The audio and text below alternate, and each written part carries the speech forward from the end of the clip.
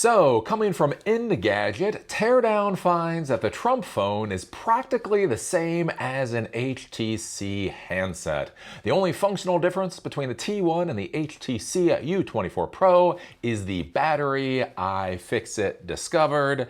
And this, my friends, is kind of the metaphor of my frustration with the Trump administration, right? There are a lot of problems out there we need to solve as a country. He comes out touting that he's going to solve those problems, and then squirrel! And he runs after something else, and he forgets what the hell he was doing, why he was doing it, and we just get an absolutely absurd mess. Again, as I've talked about many times before, I don't like the idea of the border wall between the United States and Mexico. I think the border wall is not a particularly good idea. But as I say in life, there's options. If one option is to basically let everybody through who walks across the border, and the other option is a border wall, screw it, let's do the border wall. But then all of a sudden we go from things like border walls to if you have a Middle Eastern student who said something negative about Israel on a social media post, they're now no longer allowed to be in the United States. If you have people on American soil who protest Israel, but they're not actually U.S. citizens, they're getting kicked the hell out of the country. And you're like, but no, we want to do something about the southern border. We have issues with the southern border. We don't have issues with foreign exchange students, right? Remember that? He was literally going to ban, it was like 250,000 Chinese foreign exchange students, right? Students that come to this country, they pay an exorbitant amount to go to university in our schools, and basically, right? And all of a sudden, hundreds of thousands of those students were no longer going to be allowed to go to our schools. And it's like, what the hell does this have to do with the southern border? We have an issue with the southern border, right? All of a sudden, Canada is getting punished. Like, who's complaining about Canada? It was just the southern. How did we go from border walls to when you come in, they're checking your social media posts if you're trying to get a visa to come to the United States? You're just like, what are we doing here? And that's kind of like, we take a look at this and we take a look at the Trump phone. And God knows what the hell the Trump phone is actually about. So the idea, the concept that we were sold is the Trump phone, right? This is going to be made in America. Now there's a lot of questions about whether a Trump phone can even be made in America. And that is a fundamental point. Look, something as foundational to modern society as a smartphone, and that they literally basically cannot be produced in the United States. I think there is one company that truly builds smartphones in the United States, and they cost something like $2,500 a piece for a lot less than what you get, if you just go to the normal store and buy one, right? And so Trump was coming out, this is gonna be made in America. And so this was an interesting point in time. And this could have been a very powerful way to help reinvigorate industry in the United States, right? Because Trump has a tremendous number of fan people, right? He has a tremendous number of fans, and they're willing to put money on the table, right? They're willing to storm the Capitol for this man. I'm sure they'll probably put a couple $1,000s on the table for a real American phone. So imagine Trump comes out with this idea of the phone, and we produce it in the United States. He shows how much it costs to be produced in the United States, and this becomes an argument for tariffs and reshoring and a whole bunch of other things. The phone actually gets produced, so that does start to create assembly lines and supply chains and all of that kind of stuff. And we come down the pike and we wind up with a $2,500 American phone that gives you the performance of a $200 phone, right? In many ways, that's stupid. Why are you going to spend $2,500 on a phone when you could spend $200 and actually get better performance? But what could be argued here is there is a lot of additional value.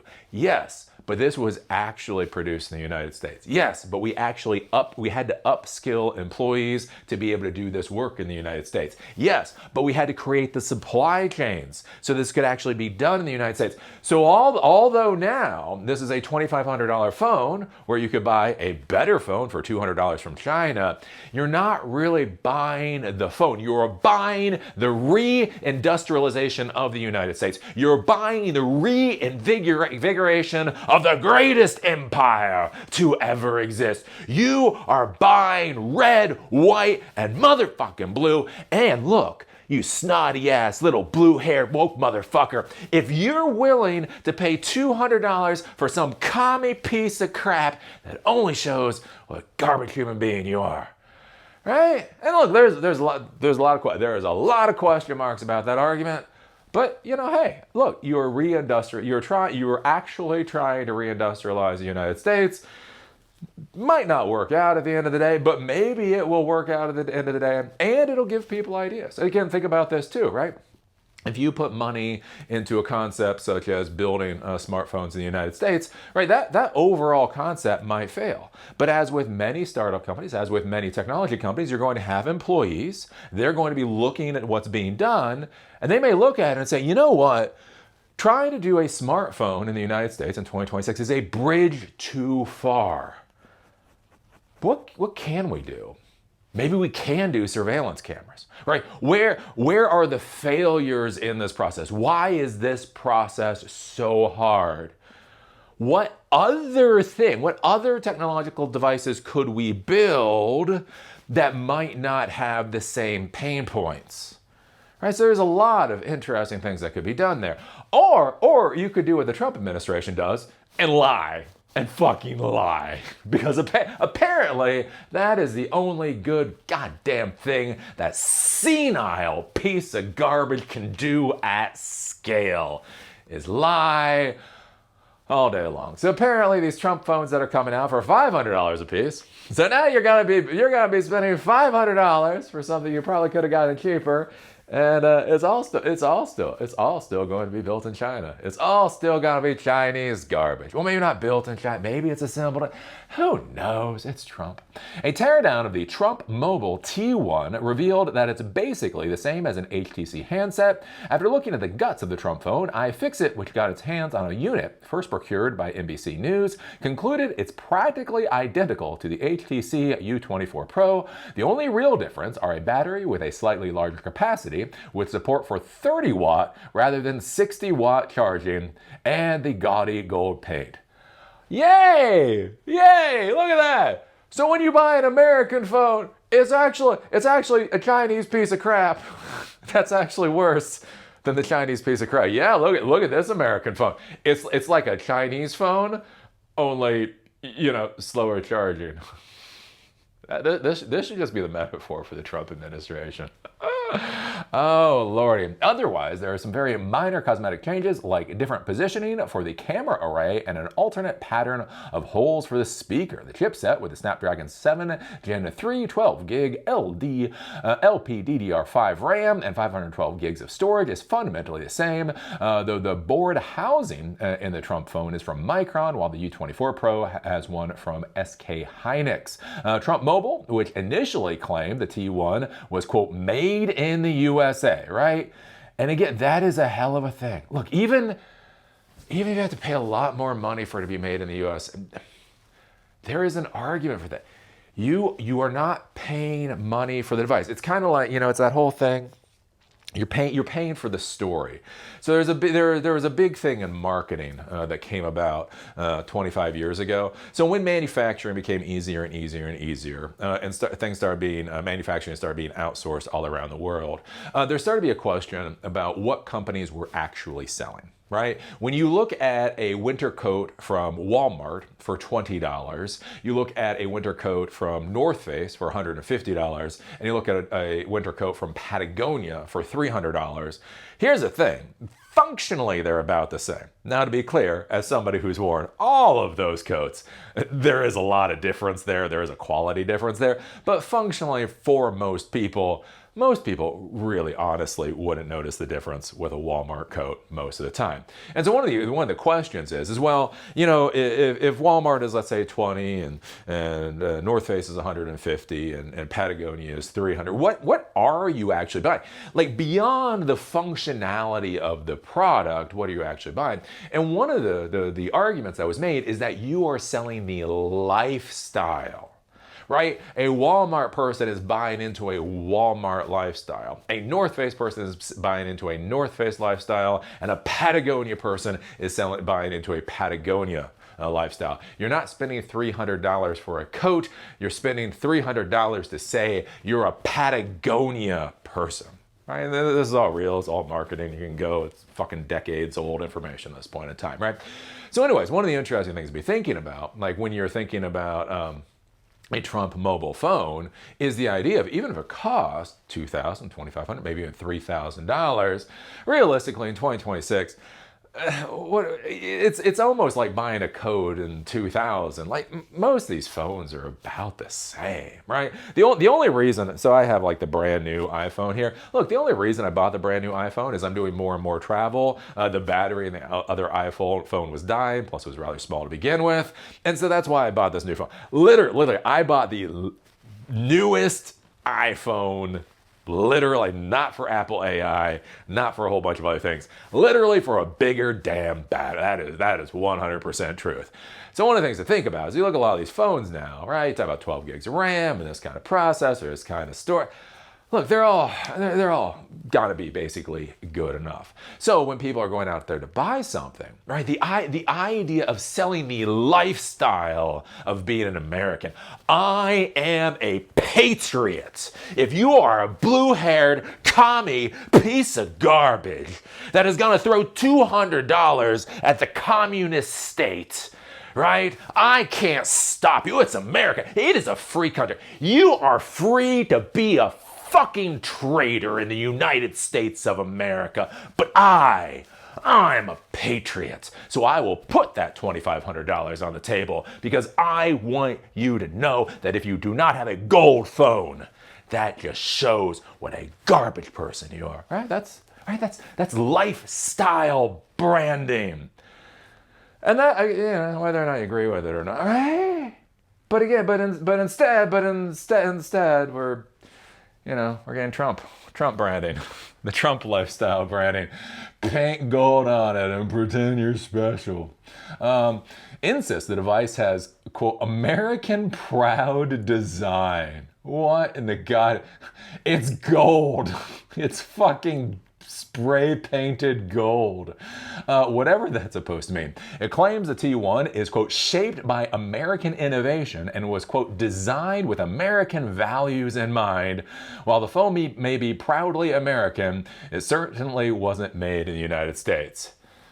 So basically that's the metaphor for modern America. Why build a supply chain? Why upskill our employees to be able to do technical work? Why buy into the lifestyle brand of America? We're just gonna spray paint shit gold. Oh Lord, that is so America right now. God, do you remember proud to be an American? Do you remember being proud to be American? Here's the worst part. I do, kids. America's always had pride. Look, I'm not saying we're perfect. I'm not even saying we're great. We've always had issues. But there was a time period, as an adult, there was a time period in my life where I'm like, look, we have had our problems and all of that, but by God, I'm an American. I haven't been feeling that way for a long time. Anyways. Maybe if you spray painted me gold. Eli, see, what you need to do is you need to be spray painted gold, and then you can feel special too. The pipeline to make all the components for the phone entirely in the US doesn't exist as things stand, right? But it could have been, or he could have tried to create it. Trump Mobile now says the T1 is, quote, proudly assembled in the US, suggesting a team in the country is responsible for putting together around 10 components. Because that's what we can do. That's what we can do now. The $499 Trump phone's battery is made in the Philippines, but most of the components are from China. So there you go. The Trump phone, The proudly made in America phone is, 10 components are slapped together. And then they spray paint it. Everything else inside is basically Chinese. Because that, my friends, is true modern America. Oh, golly. Yeah. So anyways, we're going to keep seeing what the Trump administration does. As I've said, this is like the quintessential metaphor for the insanity that's currently going on in this four-year time period, where you hear the buzzwords, right? The buzzwords and the slogans. You may argue and debate about how far to go. You may even argue and debate about whether you should, but like there seems to be something good there. Like, look, we need to deal with immigration in the United States. And you're like, yes. And they say, well, so we're going to build a border wall. And you're like, oh God, that's ugly. I mean, that's an ugly idea. But what other ideas do people have? Maybe. And then all of a sudden you're kicking out, European people for saying nasty things on social media. And you're like, what the fuck is that? What is that? Right? Again, we have this, the Trump phone, right? This should be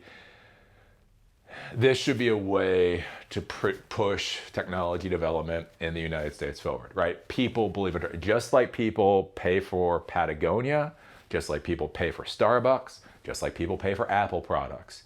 People pay for Trump products. The saddest thing about this piece of garbage Trump phone is what it could have been, right? This could have been a way to reshore technology development. It could have been a way to build supply chains. It could have been a way to do many things. And instead, we're just, spray painting a Chinese phone and, saying that that's American design. Anyways, what do you think about this? What do you think about the debacle of the Trump phone? Do you feel like this is so United States of America 2026? Put your thoughts down below.